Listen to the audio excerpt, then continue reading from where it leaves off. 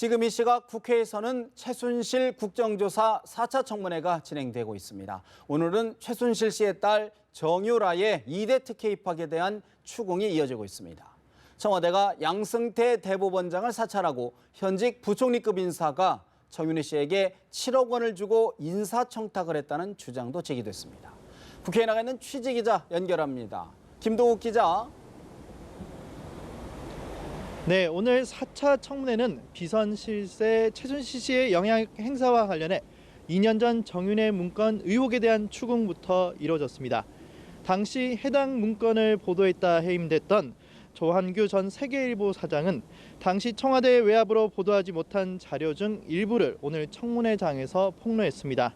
그는 현 정권이 양승태 대법원장의 일상생활을 사찰해 청와대에 보고한 내용이라며 삼권 분립, 헌정 질서 유린이자 명백한 국기문란이라고 주장했습니다.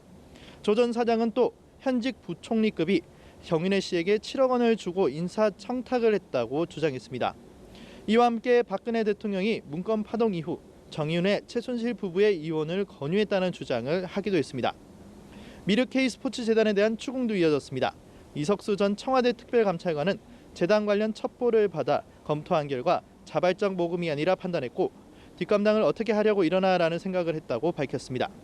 정유라 특혜 입학 의혹의 중심에 있는 최경희 전 이화여대 총장은 도의적 책임을 느낀다면서도 정유라를 뽑으라고 지시한 적은 없다며 의혹을 전면 부인했습니다. 김 기자, 오늘 국회 청문회도 관심이긴 한데 친박과 비박계 간 갈등이 커지는 새누리당 상황도 급박하게 돌아가고 있죠. 네, 그렇습니다. 새누리당 친박계 지도부는 오는 21일 이정현 대표와 함께 물러나기로 했다고 밝혔습니다. 새누리당 조원진 최고위원은 최고위원 회의 후 기자들과 만나 현 지도부는 이 대표와 함께 오는 21일 사퇴하자는 데 원칙적으로 동의했다고 말했습니다. 앞서 당 사무처 직원 70여 명은 당 윤리위원회에 친박 인사들이 대거 충원된 것을 놓고 반발했습니다. 이들은 대표실에서 지도부 즉각 사퇴, 윤리위 원상 복구라고 적힌 피켓을 들고 시위를 벌여 최고위가 파행을 겪었습니다. 지도부 사퇴로 당 최고위는 오는 21일 이전에 비상대책위원회 구성 문제를 집중 논의할 것으로 전망되지만 친박 비박계 간 이해 충돌로 원활한 전환이 가능할지는 미지수입니다. 이런 와중에 새누리당 원내대표 경선이 하루 앞으로 다가오면서 친박계와 비박계 간의 막판 득표전이 한층 더 치열해지고 있습니다. 그런가 하면 야권 포스트 탄핵 정국의 주도권을 장악하기 위해 황교안 대통령 권한대행과 기싸움을 하고 있다고요? 네, 그렇습니다. 야권은 황교안 대통령 권한대행에 대한 비판 수위를 높이면서 국회 대정부 질문에 출석할 것을 재차 요청했습니다.